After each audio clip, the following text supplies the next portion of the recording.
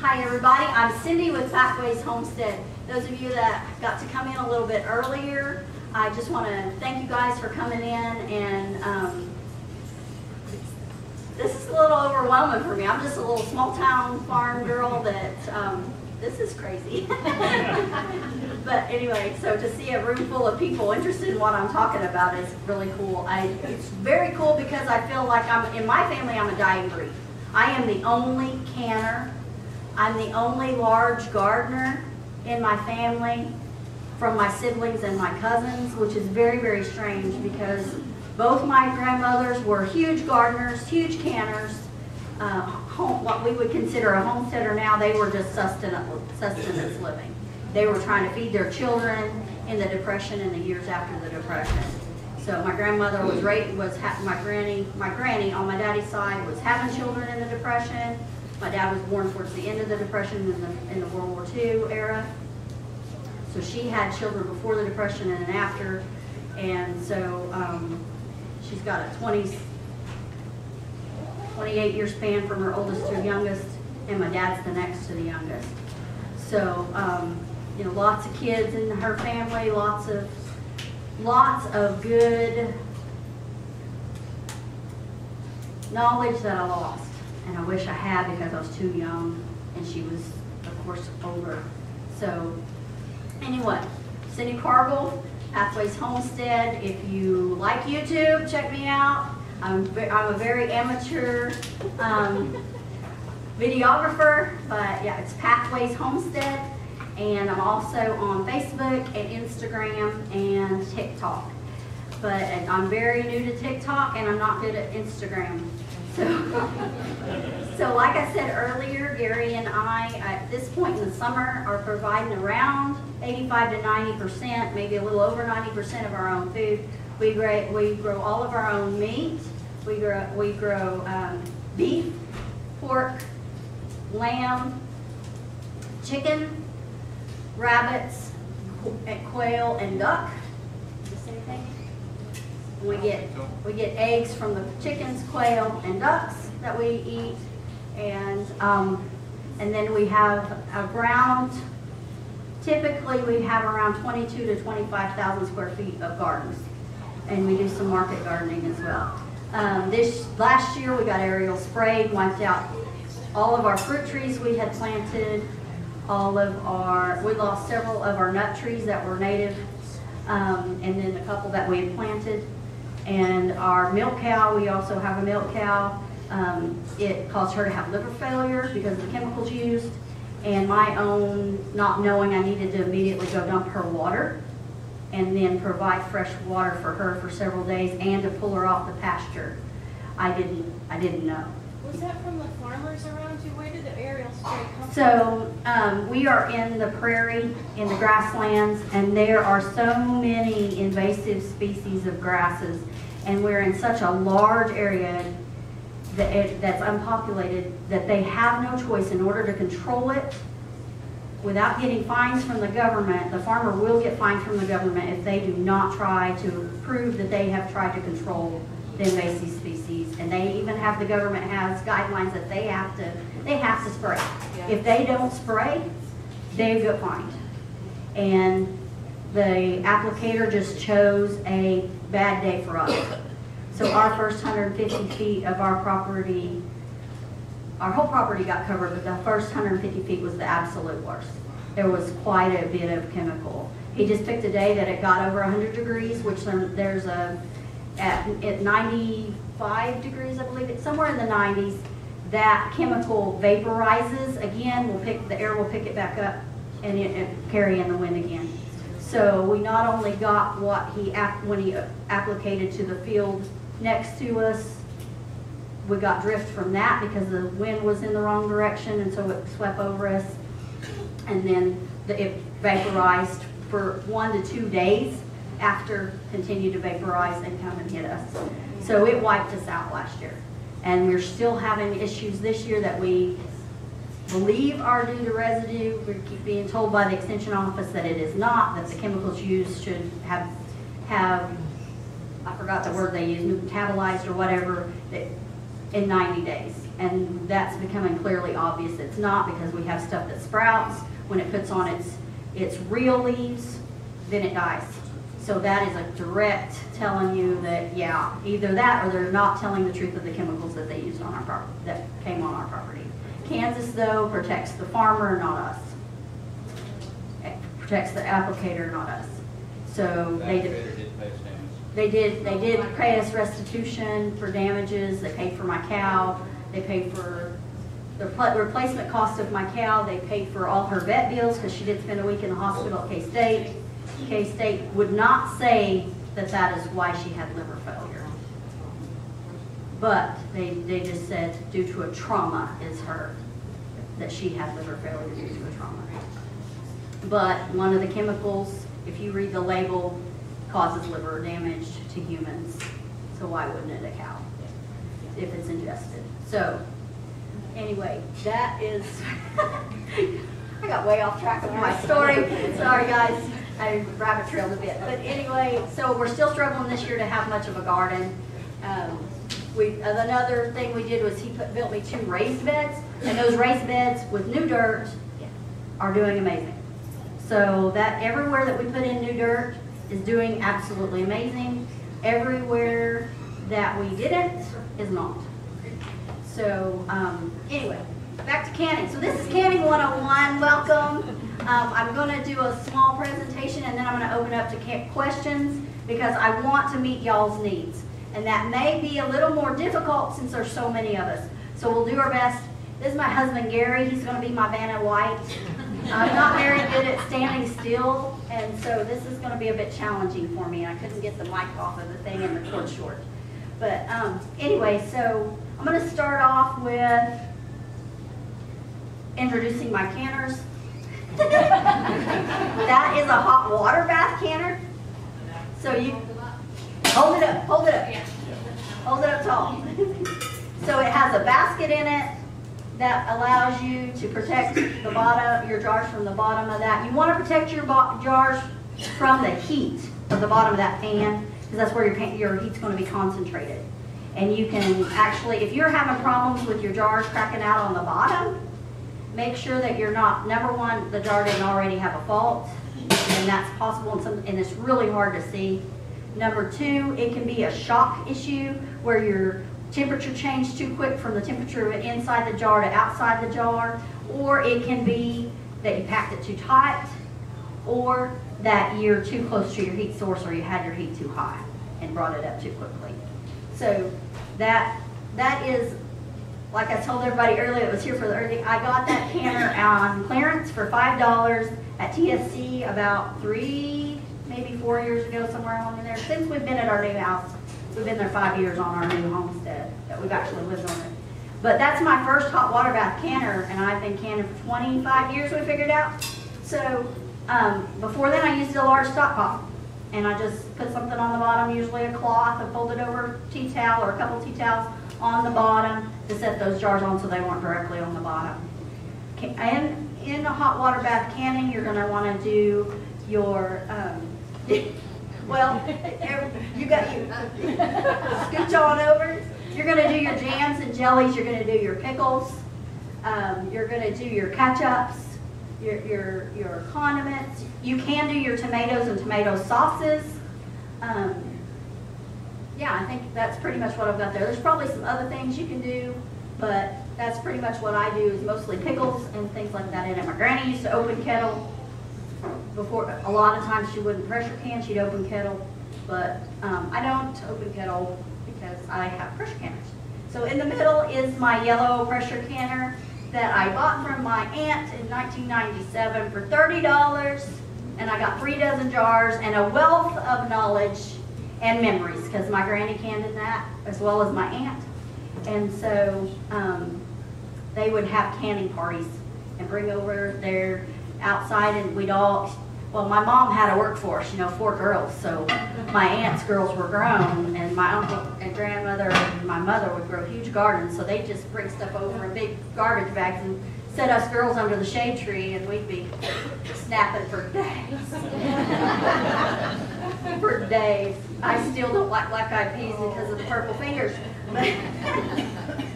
So I don't grow black-eyed peas. But so in that you would can your meats. You can do your tomatoes and sauces if you want to. You can your meats, and I have deer meat and chicken. You can your broths. You can your milk. You can your. If you are experienced and you know what you're doing, you can your milk and you can your squash and you can your greens and your cabbage. And you can most of your vegetables like your green beans, corn. Those things are going to be in there. But since I've had 2 bad years, I don't have a whole lot of canned goods left anymore. So then this last canner, pick it up. Vanna, this is my Carry electric smart canner. That is my baby. That is my new love right there. That is my second one. I wore for my first one out. I had it 3 years. I used it because you can use it just like an Instapot. You can use it like a slow cooker, and you can can in it. And so it only fits 5 pints or 4 quarts, but it is a dream. So you put your water in the bottom, a couple inches of water. You put your jars in. You lock the lid locks. Turn it, lock the lid. You open the vent up. You open the vent up. Whoops. You press the red button on the bottom down, or I'm sorry, excuse me. You press the middle bottom blue button. Press your hood. You press this button. You put in your time you want. Say you're doing green beans in a pint, 20 minutes, 25 minutes. Then you close your lid, open your vent, press start. Just like a regular pressure cooker, you vent that for 5 minutes. Close your vent and walk away. Walk away. It is a dream. If they would let me, I would go to work I always say it wrong. Necco, they have bought Carrie's patent, and they are now, you can get a Necco smart canner or a Carrie. It's all the same patent. Just the label will look exactly the same. It'll just say the Necco, whatever on top instead of Carrie. They're the exact same machine. Exact same. We were talking about the Carrie canner, my favorite, my baby. If I could have a dozen, I'd have a dozen of them, but I don't have a big enough house. And I don't think that he would be too happy. I got enough in my little bitty house. It's Gary, right now it's Gary and I, and then we have a family living with us of 6. So, in a 14 by 68 trailer house. It's tight. Luckily the kids are little, so it's a little tight. They're great kids. So I'm going to talk about equipment now. I just brought some of my equipment because I couldn't fill this truck with equipment, or my truck with equipment. But we would not have had enough room up here on the table for sure. So the cheap and easy way is to just go to Walmart or your local farm and garden that has a canning section and get you the little canning set. But I prefer, the only thing that I really use out of that canning set is my lifter. Yeah, and you can make your own if you wanted to. I mean, if you're handy. I'm not, but he is. Yeah, you can make your own. Just a magnet on a rod? It's just a magnet on a rod. And they do wear out eventually after several, eventually it gets dropped and it gets, whatever, and the plastic gets brittle and you have to replace it. I try to use stainless steel as much as possible. That's going to prohibit your reactions. If you're using aluminum, with some, especially tomatoes, highly acidic things, you're going to have a chemical reaction, and you want to avoid that. It's going to give your tomatoes an off flavor. You really just want to use stainless steel as much as possible. Plastics can pick up flavors and store flavors. I don't know. And stainless is shiny and pretty. So we like shiny and pretty, don't we, girls? other thing that is very valuable in these kits is the jar lifter. And you can get the jar lifters separate as well in a lot of places. So, and it works like this. This is the handle. And this goes around the jar. So you just are going to grab the neck of that jar just above the shoulder. This is the shoulder, this is the neck, this is the rim or lip, and that you just can carry that around. That's very important, bringing them out of something hot. Something I didn't bring that I always have is lots of towels and mitts, oven mitts, or the gloves that are high temp. These are just a pair of tongs. You can use them to get your lids out of water. I don't know about you guys.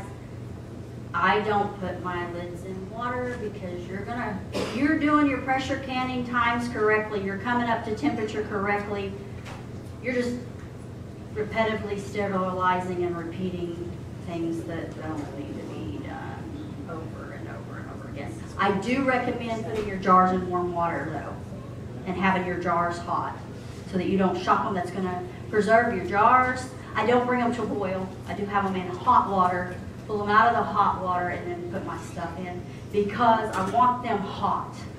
I don't let them dry. A little bit of water is not going to hurt them with whatever product you're putting in there. But that is a huge recommendation, is do have your jars hot. You can also put them in the oven in a rack on a very low setting in your oven. As low as your oven will go, that you can do that. Another thing, but I use a stainless steel knife. I didn't bring it, but I have a stainless steel knife that I use that's special, that it is the bubble. I don't know what it's really called, but it's the bubble thing. The other benefit to this little wand in this kit is it has your measurements for your headspace. You know, if it says an inch headspace, you find an inch on here. You put it in the top of the jar, and you can measure that way with your headspace. And I guess this is I don't know what this thing is. Open your jar. Yeah. It's soft grip handles. It opens your jar. Is it a jar opener? Yes. Okay. 5 years, you didn't know that. No, my granny didn't You got have one. great dexterity. Some of us that don't, you have to have it. My granny didn't have one. I need Yes, one. you have one. So as you can tell, this poor little guy is in pristine condition. And I brought the new ones because my 25-year-old lifters, they look pretty rough. But yeah, and then we have canning lids. These are wide mouth lids and small mouth lids and tattlers. But I'm gonna tell you, if you want to use tattlers, go right ahead. I absolutely hate them. I am so spoiled, and I think it's me because I'm spoiled. When you open up one of these lids, if you're jarred in it sealed, that bubble's going to be up, and you're going to be able to clearly hear a poinky poinky.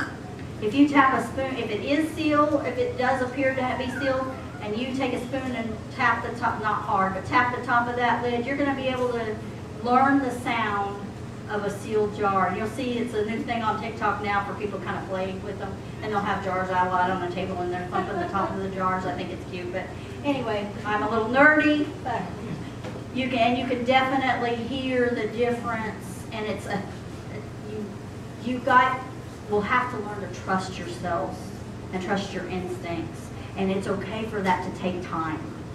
It is okay to take your time. If you are first canning and you have never canned before and you are scared, find a mentor. Get a hold of your extension office for your county. Get on your local buy-sell trade or your community page and say, I need a mentor. And go to that person's house or that person come to your house and you can with them. That is the best method ever. That's what I had. I had my grannies, I had my mother-in-law, I had Gary's grandmas that I could call. I didn't have my granny, I had my grandmother on my mama's side.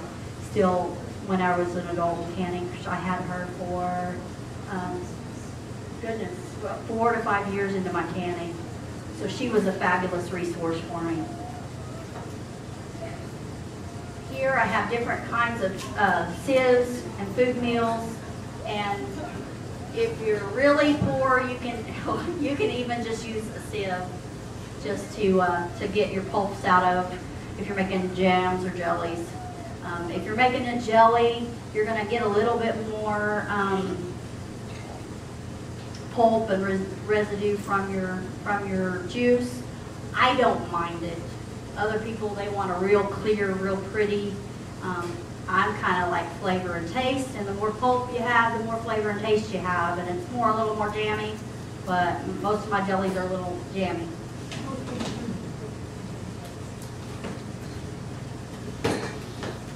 Another one of my best friends, because I'm lazy, but I am learning to transition. My granny would cry, is Mrs. Wages. She used to make so much fun of my mama for using Mrs. Wages and not making her own pickle mix. And so I get a little chuckle, and I hear my little granny's voice, Carolyn Joanne, what are you doing? I hear that, you know, but I get a little chuckle, and I hear a little bit of granny.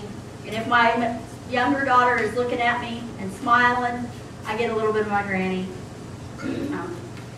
And everything. My granny pretty much raised me. She lived next door to us. I was my daddy's mom, and she was my everything for a lot of years. So anyway, yeah. I showed you all my ball cannon books, and my very first one that's all ratty-tatty that my grandmother bought for me because she was tired of answering my questions. Well, there were things that weren't in there that I knew she can't. And so I had to get recipes from her. She would do a gumbo base. So I was like, Grandma, how did you do your gumbo base? Well, I threw in a little tomatoes, and I threw in a little okra, and I threw in some onions, and I threw in this, and I threw in that. And I'm like, well, how much? Till it looked right. All right, until it looked right. I have never got it right. Ever. Never. I do it, well, I call it a soup base because I like it in soups. The okra if you don't know about okra is a natural thickening.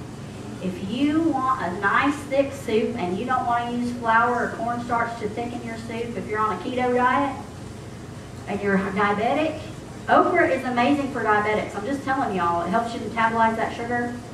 It promotes lots of good things in you. So I use okra. I can a lot of okra to thicken my soups with. But Okra will grow in the driveway. yes, okra will grow in the driveway. Okra, you can kill okra with Remedy and 2,4-D, we learned last year. But the saddest part about our getting sprayed was our okra we grow is Grandpa Cargill's okra. When we had our first garden on our little trailer house on my mom and dad's farm or ranch, in Kansas it would be a ranch because he raises cattle on it. We had a trailer house, and we had okra that you could drive up the driveway and look and see okra standing over the top of our trailer house. It was so tall. Gary had leveled out the burn pile where they had cleared trees to put in a spot for a mobile home. And one of my sisters had a mobile home there first. And he went and took the tractor and graded that all out and made our garden. And that okra was amazing. We saved seed. Grandpa had saved seed. Our best guess is it is a Clemson spineless. We saved seed. I could not grow it when we lived in Wyoming, but I do grow it in Kansas. We lost all of our seed. We planted and we replanted trying to grow okra. We lost all our seed. And the lady we had seed shared with sent us seed. Two ladies sent us seed, and so we have Grandpa Cargill okra back, and we're tickled to death. But here's an amazing resource for canning. Is another ball book. There are some wonderful, wonderful canning books out there. And the peach barbecue sauce in that book is amazing. That's his favorite. What's it called? Ball. It is ball. Yes, Char. Ball. Char is ball. What's the title? Home preserving. Yeah. Ball Complete Book of Home Preserving 400 Delicious Creative Recipes for Today.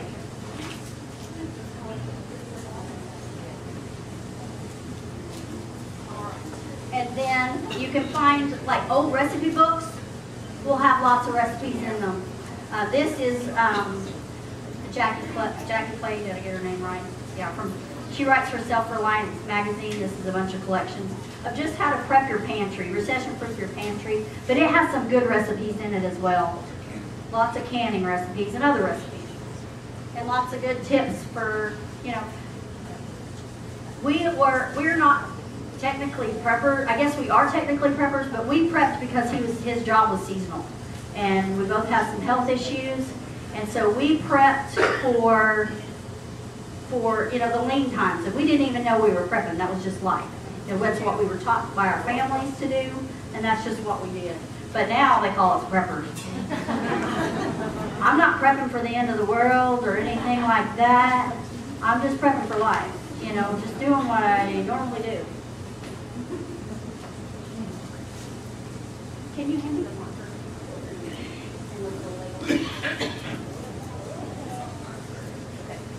You can use some handy dandy little beautiful labels. Gary's grandma, somebody printed her up some that were really cute and had her little From the Kitchen of Wanda cargo on them, and she would write the date and what it was on them. They were super cute. They were a great gift for her, and I got a couple of those on some jar lids that I've saved. I tell you people, I'm a hoarder. I will admit it, I am a hoarder, especially if it belonged to one of our grandmas. I'm keeping it. But anyway, you can get away with just a Sharpie marker. And so if you come up after I get done talking, you'll see on the tops of our lids, it's usually just a date because I can pretty much identify it with the jar. I have learned to start writing what's in it because with the family living with it, they would, Mary Cindy, what is this? You know, and I'm just like, well, my kids would know, but he didn't grow up in my house, so he didn't know. So to know what it is, you gotta write it on there. But it can be simple. It doesn't have to be fancy. If you want to be fancy, there's all kinds of things. You can get little things that go on the top of your lid and look all pretty. But, so my recommendation is a canning book, good canning book, great equipment. Spend the extra money for the equipment. You can find them at garage sales. You can find them at Goodwill. If you find them at garage sales, Goodwill, even if you buy a new one, find out where you can get it tested through your county agent, county extension office. They can take your canner and they can test your lid. And if you know somebody that can rig up an equipment, they can test your lid. Mainly it's calibrating, making sure that your gauge is calibrated. Sorry, I'm getting nervous, lost my thought. But anyway, lots of safety features on your canner. You know, you hear the stories of blowing up your canner. There are safety features on your canner to prevent that from happening. So the lid's lock. There is a little button on the top that if the pressure gets too high, it's going to flip that button out. It's going to throw the weight off the top. You know, lots of things. Don't be afraid of that canner. Don't be afraid. But do not open it. Do not open it if you've been canning in it and it hadn't sit for like an hour. I mean, honest to goodness, I let mine sit an hour before then I pull the weight off to the back. I leave it for another however long, go do something else, and then come back and try to take that lid off. Because that is your #1 safety. If you're worried about blowing it up, you're worried about the lid flying off, whatever. You are at a little more risk if you have the old wing nut ones, where the wing nuts flop up the top and hold the. You are a little more of a risk of the ones that I've heard that it happened. They either forced the lid open, or they didn't have their wings tight. So and you all know heat, that'll all expand and get loose. But anyway, so Canning 101. Last year I canned something, this year I didn't because it just didn't work out very good last year. I think I've covered everything on here. Did I miss the tabler lids? Okay. What are those tablet lids? You can explain what they are. Oh, okay. So the tabler lids are under the same idea, principle as the old ceramic lids that went on top of the zinc. And so they have a rubber gasket and they have a plastic lid, and you put it on the top of your jar and you process it. And then to check it, you pull to see if it's sealed. I am just spoiled to the pointy. I did use a few of these, like this one. It has in 2015, I canned with this one in 2015. I'm not crazy about them. I use them just for storage. I put, just dry storage, something that I've dehydrated, put in a can of jar store. But canning, I don't really care for them. It's me, I'm sure it's my preference. I've got friends that absolutely love them because they're reusable and they're not a one-time deal. In your ball home preserving book, does it have how to do it versus pressure canner versus the Hot water, in this one, electric? No, the big one. Oh, the So if electric. I were to use the Oster, will Okay. it tell me the amount of time versus, Now the electric canner, yeah, if you're gonna run the same times as you would your pressure canner. okay. Now for like, if I want to do something that's 15 pounds of pressure, there is a different weight that goes on this event thing on the I top. can program it. Okay, yeah.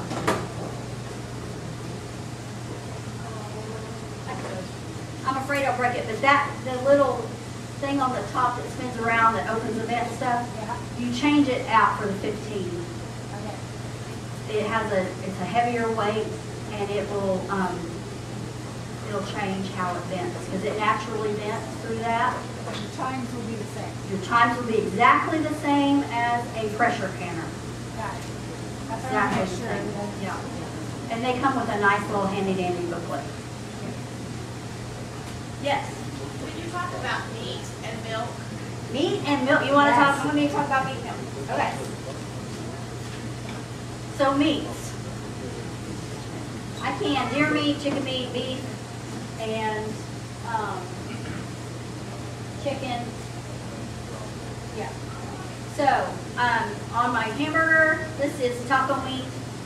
I go ahead and cook it, season it, put it in the jar hot, and put the lid on it, and put a little broth in it so that it doesn't dry out.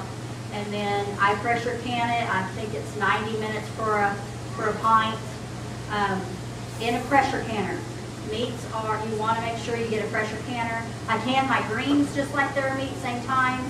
10 pounds of pressure for those, for my height, for my elevation, altitude. Do check those times on your altitude. That will change your pressure. If you are at a higher altitude, the Carry Smart Canner may not be for you because it cans at around 12 pounds of pressure. So I know some altitudes need higher. I guess you could just switch your weight and probably be all right with going to that 15 to 17 pound weight. Because a 15 pound weight, it fluctuates between 15 and 17 pounds of pressure. The regular weight I have on fluctuates from 10 to 12 pounds of pressure. Canning milk, I can't remember my time offhand. I've got it written down somewhere. I want to say it's 10 or 15 minutes, 20 minutes maybe, that I pressure can milk. I heat it up. If I don't heat it up, if I put it in a jar cold, I put cold water in my Carry. I make sure that I vent it, make sure that vent for 5 minutes so that everything comes up to temperature, and make sure I close that vent off and can it. That is considered. How many of y'all know your grandma's canned milk? So, yeah. Is it fresh, whole, unprocessed milk? This is directly from my cow. Yeah, I didn't skim cream, nothing. Now you will notice that it has a butter type substance in the top of it from that cream. It does taste a little more caramelized. It does caramelize the temperature that you're bringing it up to. Does caramelize the sugars in the milk, and so it tastes a little more caramely. But it's good. We had a lady. We opened a jar last year, and she drank some. So it was all right. how long does it last? Like how long will it store? Till the lid rots off. So that's another That pet. says 21 on it. Yeah, this was last year's, 21. I canned last year. But that's another beef I have. So they purposely have changed their labeling on their lids And it says, keeps canned food sealed now up to 18 months. Think about that for a second. Now up to 18 months. That's just their guarantee. That is not a date on your keeping your food fresh. That is just their guarantee. They're just saying, we promise that if this sealed the first time and it stayed sealed within the first 24 hours, we promise that it'll stay sealed for up to 18 months. And then that covers their bottom if you're not got a temperature controlled environment. Because, you know, my granny put everything on the back porch, and sometimes when it would get 100 degrees, you would hear those little lids popping right off. And that brings me to another thing.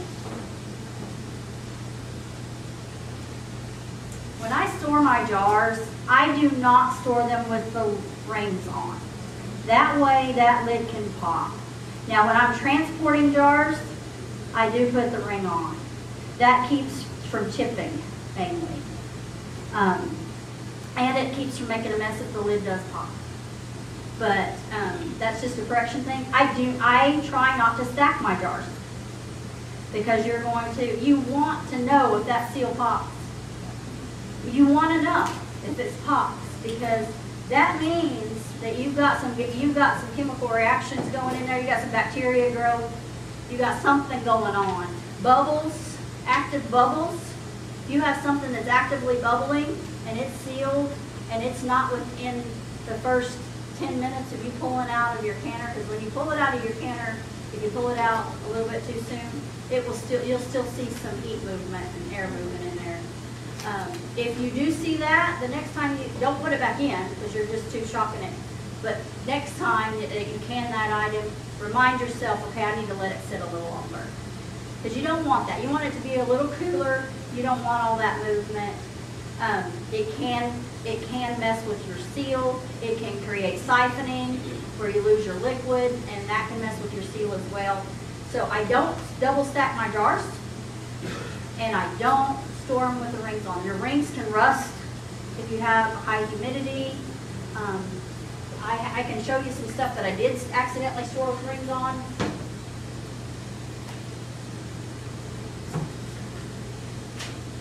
And you may not be able to see it from where you're at, but I stored this with the ring on too long, and it's got moisture, and so it rusted that. These are pickled green tomatoes. Dill pickled green tomatoes. Kosher is my favorite. And you know, when you got those bushels of green tomatoes, what in the world are you going to do with them? We pickle them. Some people like them sweet pickled, some people like them dill pickled. But yeah, we pickle them. Yes, ma'am. Is there a requirement to certify that all is your jar or salted or? Yeah, salt is your big preservative that you use. For meats, salt. For your tomatoes, you're going to use salt or citric acid. If you have somebody with a citrus allergy, you're going to use salt. And so typically for an overall, it is a teaspoon per quart and a half a teaspoon per pint, depending upon your recipe. But that's pretty much an overall. If you use like Redmond salt or an unrefined salt, expect cloudiness. Expect cloudiness. And it's not bad, it's just those minerals.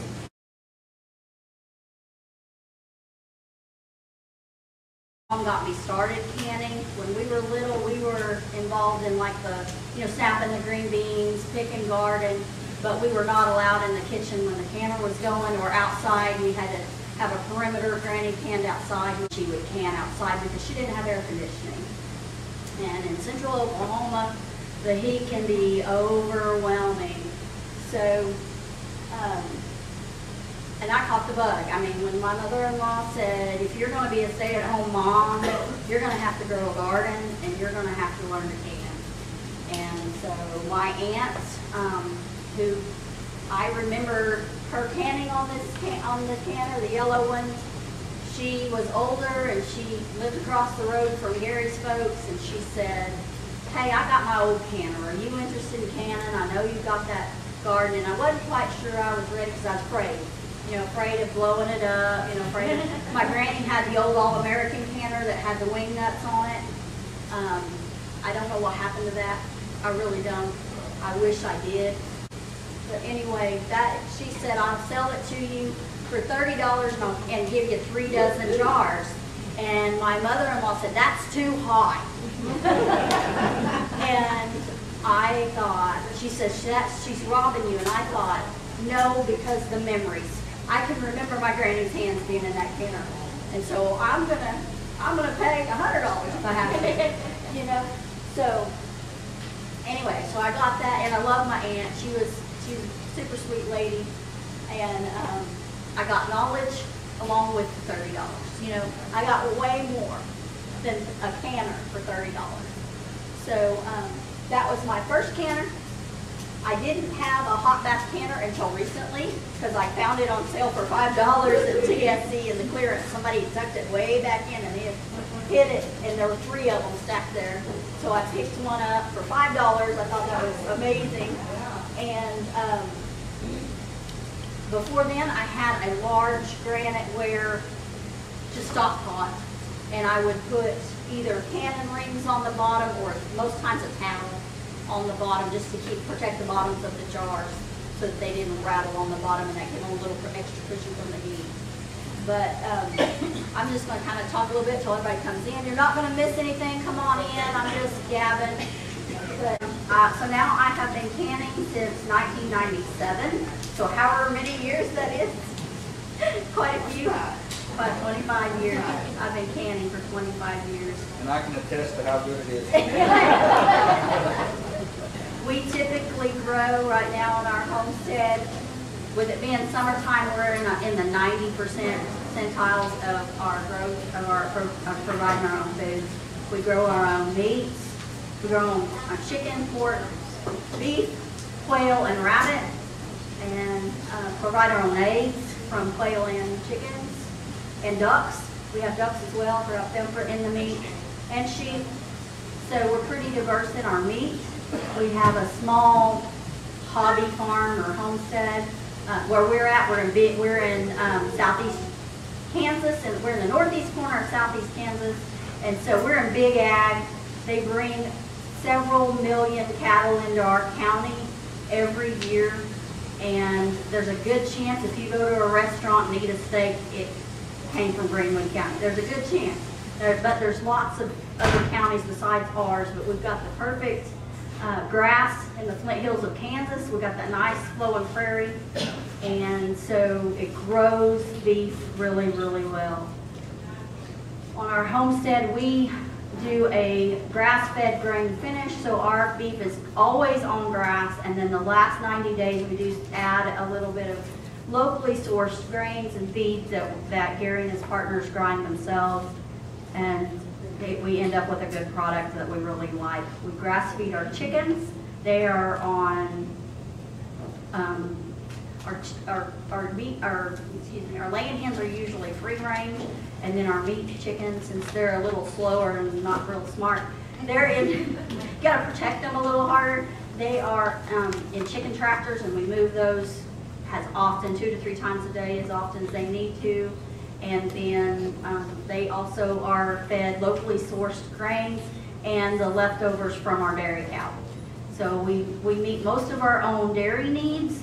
I have not perfected hard cheeses yet. I just am not quite set up for hard cheeses, so I don't do that yet, but I do a lot of soft cheeses, butters, yogurt, sour cream, cultured cream. Yeah, I'm still learning some of the cultured and ferment from my friend Joyce here. So she'll be doing a fermenting class at 12:30 in here, correct? Yep. So if you're interested in fermenting, that is an option. Got 1 more minute to just gab a little bit, and then I'll do a little bit of the spiel over again. But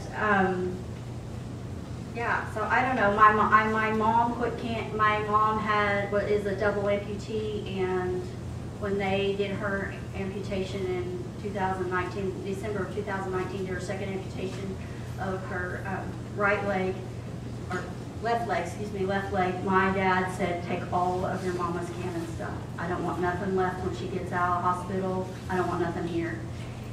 That was hard. That was hard. So I have all her canning that she had left. And so I take her stuff. But now the lady won't quit, so she cans in her crock pot. And she got cans in a stock pot on the stove. So she wouldn't quit. No matter how hard they try to keep her down, that, you know, because the orthopedic doctor, he had him scared to death. You know, she pretty much had her on her deathbed is what, for Daddy, you know, and so Daddy's like, I don't want her doing nothing, you know, we'll take care of her. But yeah, she's going strong at almost 80 years old. Nothing keeps her down. She told me the other day, I fell again, so the doctor told me if I don't start using my cane or a walker, then I'm gonna be, she just gets in too big of a hurry. She'll turn too quickly and fall down because she forgets that she has 2 prosthetic legs and not 2 real legs. So her balance is off, but lots of knowledge. I wish I could have written books. I wish now that I had written down things from grandmas, especially Gary's grandma's, and my grandmother Bishop, that was still alive when I was starting to can. Lots of phone calls to Grandma Bishop on the grandma, how do I? So Grandma Bishop, my mother's mother, bought me my very first blue ball book. I have to say, I have to look at it because I say it backwards. And it doesn't sound very nice. But anyway, so this is my very first one, and you can tell it is very well used and loved. It survived lots of children in and out of our home helping, because unlike my mom and grandma, I wanted my kids to learn. We were safe with it, we were careful with it, age appropriate with it, and but yeah, so this is my very first one. I've tried to keep all the pieces that I can together. I am missing the back cover and possibly a very back page. But yeah, it is well loved and well marked. You can tell where my favorite recipes are because of the stains.